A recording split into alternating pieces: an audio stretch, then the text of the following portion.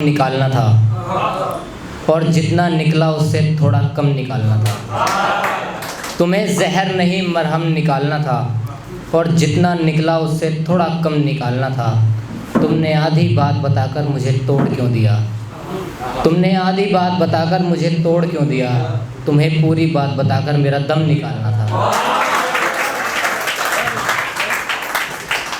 और एक मतलब दो तीन शेर है कि हम भी एक सदमे से अब निकल रहे हैं दोस्त, हम भी एक सदमे से अब निकल रहे हैं दोस्त, ऐसे गिरे कि अब तक भी संभल रहे हैं दोस्त। हम भी एक सदमे से अब निकल रहे हैं दोस्त, ऐसे गिरे कि अब तक भी संभल रहे हैं दोस्त।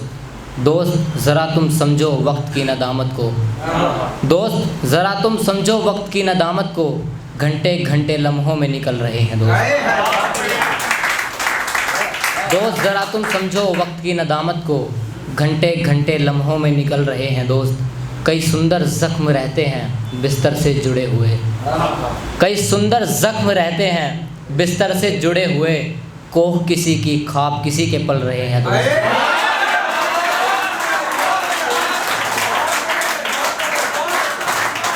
कई सुंदर ज़ख्म रहते हैं, कई सुंदर ज़ख्म रहते हैं बिस्तर से जुड़े हुए, कई सुंदर ज़ख्म रहते हैं बिस्तर से जुड़े हुए, कोह किसी की ख्वाब किसी के पल रहे हैं दोस्त।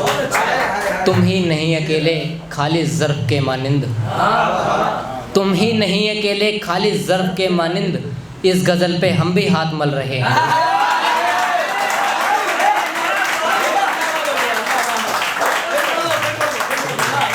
तुम ही नहीं अकेले खाली ज़र्फ़ के मानिंद, इस गज़ल पे हम भी हाथ मल रहे हैं। और एक शेर के ये सभी से रिलेटेबल है कि कुछ बातें तो मेरे जहन में भी थी दो चार जब तक सहन में भी थी। कुछ बातें तो मेरे जहन में भी थी दो चार जब तक सहन में भी थी।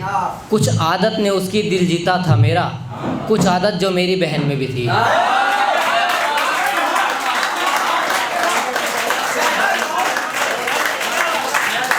कुछ बातें तो मेरे जहन में भी थी दो चार जब तक सहन में भी थी। कुछ आदत ने उसकी दिल जीता था मेरा, कुछ आदत जो मेरी बहन में भी थी।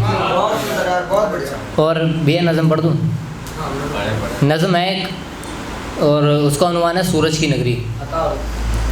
उन वादियों से दूर जहन्नम की तरफ चलते चलते जब मेरे पैर के तलवे लगभग घिस गए थे, तब जाकर मुझे इल्म हुआ कि मंजिल मेरे घर से सिर्फ एक स्टेशन दूर थी।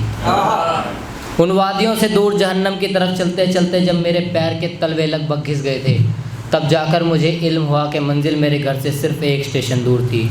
ये मेरा आखिरी इश्क था और बात उम्र भर की थी, मगर जब तक उसे दूरी का एहसास हुआ किसी कमबख्त ने आकर घड़ी का आविष्कार कर दिया। उसके कदमों की आवाज़, उसकी चाल और उसके काल को 12 घंटों में कैद कर दिया। उसके कदमों की आवाज़, उसकी चाल और उसके काल को 12 घंटों में कैद कर दिया। वो दीवार पर लटकी हुई मेरे सामने चलती रहती थी और मैं उसे रोक भी नहीं पाता था। वो दीवार पर लटकी हुई मेरे सामने चलती रहती थी और मैं उसे रोक भी नहीं पाता था। तब मैं झटपटा कर उसका सेल निकाल दिया करता। मैं भूल चुका था कि अब वो घड़ी थी और घर में सबसे बड़ी थी, तो निकलते बढ़ते सबकी नज़र उस पर पड़ती रहती।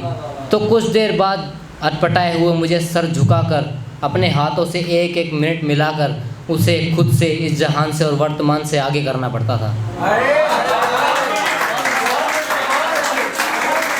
तो कुछ देर बाद मुझे झटपटाए हुए सर झुकाकर एक एक मिनट मिलाकर खुद से और इस जहान से वर्तमान से आगे करना पड़ता था।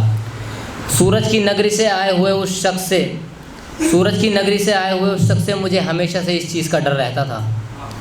सूरज की नगरी से आए हुए उस शख्स से मुझे हमेशा इस चीज़ का डर रहता था कि मैं बुझा हुआ लड़का चिराग बनाने वालों के उधर रहता था। सूरज की नगरी से आए हुए उस शख्स से मुझे हमेशा से इस चीज़ का डर रहता था कि मैं बुझा हुआ लड़का चिराग बनाने वालों के उधर रहता था। फिर हर जगह से उकताए हुए मैंने एक रोज़ अपनी कलम तोड़ दी। फिर हर जगह से उकताए हुए मैंने एक रोज़ अपनी कलम तोड़ दी और उस जलते हुए शख्स के हाथ में अपनी डायरी छोड़ दी। हर एक जगह से उकताए हुए एक रोज़ मैंने अपनी कलम तोड़ दी और उस जलते हुए शख्स के हाथ में अपनी डायरी छोड़ दी। उसके हाथ में आते ही मेरा हर शेर जलने लगा उन बेबहर खून थूकी हुई गज़लों से जहरीला बादल निकलने लगा। उस शख्स के हाथ में आते ही मेरा हर शेर जलने लगा। उन बेबहर खून थूकी हुई गज़लों से जहरीला बादल निकलने लगा। फिर वे बादल सब जमा में फैल गए और उन्होंने सारे जहन गिरफ्त में कर लिए। मैंने जो जो भी डायरी में लिखा था वही होने लगा। हर आशिक अपना महबूब खोने लगा। आखिरी में कि मैंने जो जो भी उस डायरी में लिखा था वही होने लगा। हर आशिक अपना महबूब खोने लगा। हर औरत पीर बदलने लगी। पानी तक की तहसीर बदलने लगी कि अब आलूओं से ऊन निकलता है। मेरे गांव के हर तरबूज से खून निकलता है।